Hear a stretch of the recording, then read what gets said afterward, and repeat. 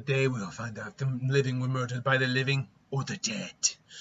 I actually like the fact my light is sitting on top of all my magic boxes, and I've currently been going through them. So lately you've been noticing that the light has kind of changed in terms of how it's lighting the room. Also, you notice I fixed the camera. I actually just decided to Google it and realized, oh, this is what I do. This fixes that. So okay, here we are, and here we are. So Haunting in Venice, the third in the Hercule Poirot, Agatha Christie movies, based off the novels. This is actually one my dad, who knows a lot about these movies and novels, was unaware of. Because normally every time I've gone to see one of these movies, he writes down on a piece of paper, because he knows the ending, assuming they stick to the ending, what it's going to be, and then I look to see if he called it right.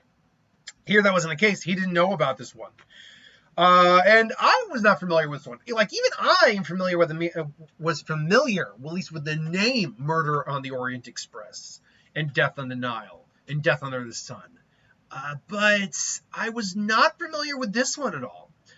So this one finds us in Venice, shockingly, where Hercule Poirot is actually retired at the beginning of this movie, living out his retirement. An old friend, Tina Fey, comes in, who's a writer, who's based a lot of her books on Hercule Poirot, who I think is supposed to be an allegory was supposed to basically be Agatha Christie. Wants him to come with her to this seance where there's this psychic or medium who seems legit. And obviously murder happens, and it's up to Hercule Poirot to solve the murder. Now, he does say in the movie that there are 3 bodies.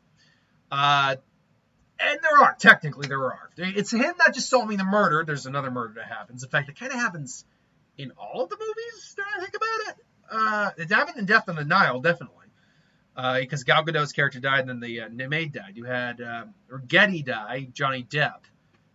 No one else died in that one, though. Yeah, but it generally happens, like, usually there's, like, another the murderer murders again, or whatever. And so, but the third one, I think that's okay. He's also trying to solve the alleged murder of the girl whose spirit they're trying to call at the same time. And the question is, are the spirits real, or is there a rational explanation for everything? And I've sat on this now for a day, and I now can give my firm opinion. This is a good movie. In fact, I checked Rotten Tomatoes. It's got the best reviews of any of the 3, from the critics anyway.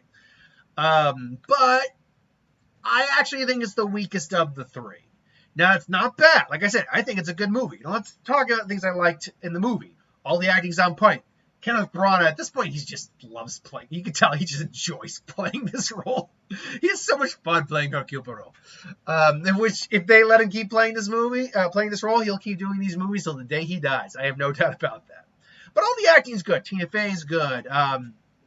Jamie Dornan, Michelle Yeoh, the actors I can recognize anyway. They are all good. Ricardo Scaramaccio. The guy who played, what's his name? From John Wick Chapter 2. The guy who he had to make the deal with to get out, and then he comes back for the favor. I can't remember his name. I can't remember, but yeah, he's in the movie. He's got a little older, but I could tell it's him. So all the acting is great. The atmosphere they set up is really good. This is definitely told like a mystery within a haunted house, or an alleged haunted house. They make it very spooky, very dark, very atmospheric. They do some cool angles. They do some Dutch angles. They do even like they do a great shot at one point in the movie where he's walking, you're getting a bird's eye view, and then it's upside down. Like, that's a great distorting shot. They do some POV stuff to make it seem like almost like you're right there. They make the atmosphere very creepy. And it's a good mystery. What really happened the night of this girl's death? Was she murdered? Was it suicide like they claimed? Was it the spirits? And I think they do a good job at the mystery. I do think. Now, the clues are there for you to figure it out. And I will actually say this. This is not a knock against the movie. This is just maybe because I've seen a lot of these movies as it stands. And so I've kind of picked up on what I should be looking for. I actually figured out at least what happened overall about I want to say, because the movie is only not even 2 hours long. The movie is an hour and 43 minutes. I want to say it was around the hour mark, 45 minutes, hour mark, right around the halfway mark where I kind of pretty much pieced it all together. More or less. There was some, I'm not Hercule Poirot, I can't put it all together in that sense, but I got the general gist what happened, and when the reveal happened, I'm like, okay, I called it right. I do like the fact, too, they do play up the whole, is it real, supernatural real, or is there something else going on pretty well. But if you think on some things and you're paying attention, you can definitely, I think, put the pieces together. And it's well shot as well. So why does this fall on the lowest end of the totem pole for these movies? Well, I had to think on it a bit, and first off, where the movie ends, I think one of the problems is where the movie begins and where the movie ends, nothing has changed except where Poirot is in his life at that point. And it's all well and good, but it's like, wait, why did you have to be retired then to get to here? Why couldn't you just not be retired? I don't know. So that's a minor nitpick. More to the point, though, the movie, even during the day, the movie seems muted. And I mean that in terms of like how it looks. It is very gothic, very, very dirty, even, especially in the house. But even at night, when you got these fireworks going off, and you can see the colors, even the colors seem muted. There are points where it seems very hard to see things, very like blurry, not quite like shaky cam, although we do get some of that, just a little bit. It just also, and I get that it's supposed to be on Halloween when we're getting this, when this movie's taking place. So it's supposed to be All Hallows Eve. You're supposed to get that kind of haunted, dirty house look vibe going on. But something about it didn't quite fit. I don't know. Something about it was less pleasant to look at. And that leads to the two other problems, which actually has to go with the characters. Now, not the cast. All the casting's good. All the casting's fantastic. And all the actors do their job well. No one is giving a bad performance. Like I said, Jamie Dornan. You get the actress. I believe her name is Kelly Riley, who played Watson's wife in the Sherlock Holmes, the Guy Ritchie films. She's like the woman who owns the house. So she's really good too. But one of the things that really gets you with the first two movies is these characters. These characters all have their own level of charm, deceit. You like hating them, you hate liking them, you like liking them, but there's no one you outright disliked. All of them had a certain charm. Either the charm where you didn't like the fact you liked them, or you liked the fact you liked them. And they all had their own motivations on some level too. We all know that. Here, while there are definitely a couple characters that stand out, again, Hercule Poirot, obviously. Michelle Yeoh, I liked as a character. His bodyguard, I liked. The mother, or the widowed mother, not the widowed mother, but the mother looking for her, or looking to speak the spirit of her daughter, and one or two other characters. Most of them characters, Jamie Dornan's character, even the kid for the most part, the kid seemed very odd. That I felt was very odd. I mean, just in a bad way, just in a weird way. But the Tina Fey character, Jamie Dornan, the two there are two characters that work with the Michelle Yeoh character. They're all good performances. Nothing, like I said, nothing bad. They're lacking the charm a lot of those other characters in the previous films had. Again, the charm of I hate that I like them, or I like that I like them, or ooh, they're so wicked and all that. No, they're just not that endearing. Like, because I can remember a lot. First off, and not disparaging actors I don't know the names of per se, or like that I know less effectively than others. But the fact that I don't know half these actors as well doesn't actually help them, I think. Because, like, I could recognize their faces, but they're not quite as well known. Like almost every, like to be fair, there's a couple actors in the Death on the Nile who I didn't immediately recognize either. Almost everyone I recognized in Mystery Murder on the Orient Express. And look, well known doesn't necessarily mean good, but it does mean I can maybe connect with these actors a bit more just because I've seen them seen more of their work. Now that's not anything against the performers; they do a good job, but while that's not the only reason, I think that plays a part into why I'm just not as connecting to these characters as I did in the original. I love the fact, though, like, a lot of these big characters really aren't, they're not evil. Well, same for the person who ultimately does the murder. Spoilers, yeah. Okay, that's the one thing you can probably figure out. It's not ghosts. But, because it is based off a book, so you can assume it's not ghosts. One person kind of is evil. And now, even then, I'll say kind of, because they did it, but the reason behind the doing, I mean, it's bad, but evil? Anyway, I digress.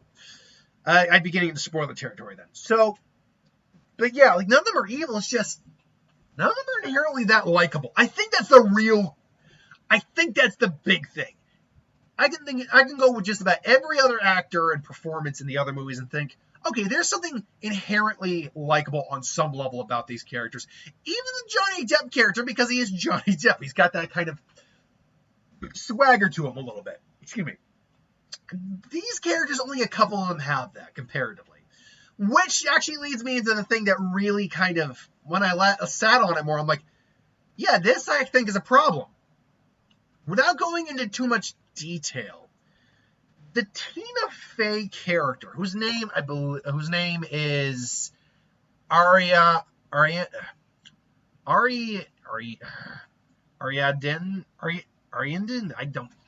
whatever. Tina Fey. Tina Fey's character. She's a writer. And we learn, and this is the minor spoilers, we learn that she based a lot of her books, if not all of them, on Hercule Poirot, which she in turn says helped put him on the map and make him famous. I'll be honest, right out of the gate, watching her, I'm like, she's good. I like her as a performer, and she's given a good performance. But there's something about this character that I'm not liking. And it took me until we get to reveal what's going on with the character for me to go like, that's it. So she correctly points out that he is arrogant, vain, all that. And at one point she said, death follows you everywhere, all that, when she's ripping into him. But here's the thing. Poirot has never denied these facts about himself. In the second movie, he goes, I am vain, egotistic, I like to hear myself talk, I like an audience. He is aware of those character flaws of himself. He never tries to hide that. Here, I get the impression she thinks she is better than him, that she made him. But the thing is, he'd still be doing what he was doing and helping people ultimately. Now, he likes the attention, he admits that, but he's in his retirement, he's just trying not to take cases and all that. People keep hounding him, he's got a bodyguard to beat the crap out of people when they don't. Like, he's just trying to go about his day. It's clear he's kind of lived away from the attention. And at one point when she meets him, she says, no, this isn't satisfaction. This is happy. You're happy. You're not satisfied. And first off, what's wrong with that? But second, he's lived a very satisfying life at this point. She comes off as extremely arrogant, which I know is the point. But she comes off extremely arrogant, extremely selfish and self-centered, to the point where she goes from being, I'm like, what is it about her I'm not liking? Like, oh, I mean, I don't think you're going to die, but if you did, I wouldn't be sad about it. To someone who's very unlikable when the reveal comes, like, really? Really? And then when we get to the end involving your character, I'm like, why would he be having casual I mean, yes, it's Hercule Poirot. He's kind of above a lot of things in many ways, like pettiness to some degree. But why would he want to have casual conversation with this person after the shit she pulled? Because when you really watch the movie, you'll think about the shit she pulled and why she pulled it. Why would he associate with her? Like, she talks about, you don't have friends, you have admirers. I'm like, no, he had friends. We've seen in the movies, he's had friends. yeah, they admire him, but he's very friendly, affable with people. Like, no, he's got friends. He just doesn't stay in regular contact with them, unfortunately. And Book, sadly, rest in peace to the character, is gone. So he doesn't really have that. That was like probably one of his closest friends, probably. So, yeah, it's like, why would he? Well, let me put it this way: he has one less friend now after shit you pulled. She's just, I know characters can't always get a real comeuppance, but I really wish there was something more for this person. She didn't have to go to jail or anything like that, but I don't know. Maybe knocking her down a peg is what I really wanted out of this. Because by the end of the movie, she's hounding him again, like, you believe, huh? You believe, huh? You believe, huh? It's like, whether I do or not, it's none of your damn business. I don't, like, why should I even talk to you anymore? After, like, seriously, goodbye, forever. Like, that would basically be it for me. Like, I have no reason to have you in my life anymore. I don't know. Something about that really struck me as dissatisfied. That, I think, is the best way to put it. Part of while it's not where Hercule ends up that I find lackluster of an ending. That honestly makes sense. It's more of, because it's all like within 5 minutes, where she ends up, and then kind of movie just quickly wraps up. I'm like, that to me is dissatisfying. And I think that's one of the big things that knocks it on the pedestal down for me. Honestly, as it stands, the movies are Murder on the Orient Express, Death on the Nile, and then a little farther down, we have A Haunting in Venice. Now, you might think, well, that's not good. The movies are getting progressively worse. Not necessarily. The movies aren't as... Just because you're not quite as good as the previous one doesn't mean you're worse. There's a difference between just being good, maybe not as good, and being worse. Now, you might be saying, well, that's the same thing. And depending on how you explain it, it could be the same thing. It can be the same thing. But I don't think worse is not the right word. It's just the quality is dipping a little bit. And not from the filmmaking perspective. The films still look good to the general degree of things. But the other two definitely had a lot more life and brightness, or this is very drab and dour. But that is partly to the point of the film, because it is about a seance, spirits allegedly in a haunted house. I don't know. It's a good film. If you like the other two, I think you will still like this one. And apparently the critics are saying this is the best of the three, based on the percentages anyway, because both Murder and Death on the Nile barely have above 60, whereas this has about 75. So, I don't know. But again, I don't know how well this film is going to do this weekend. That's the thing I'm really curious on. I do think it'll be number one. But how big of a number one, I don't know. Because Murder on the Orient Express only made like 20-some-odd million in its opening weekend. But it went on to make like $358 million. Death on the Nile didn't open nearly as well. But that was coming out of the pandemic and had a controversy with Armie Hammer. So this is kind of a real gauge of what people kind of think of this character and franchise, because we're mostly out of the pandemic. The films are very much in theaters still, despite the strikes going on, and it's part of this franchise. So this, I think, will be a firm gauge of where this franchise kind of lands. I'll say this: I checked, it's only made on $60 million. I'm sorry, my ears are popping a little bit. I only just recently came out of the shower. Oh, great. Now I got that. I got to do that pop thing with your ear for a second, but a little better. It's only made on $60 million. I remember seeing the trailer enough, but probably only about 30 to 40 in marketing. So if this film hits $150, I'll consider that breaking even personally. If it can make beyond it, that'd be great.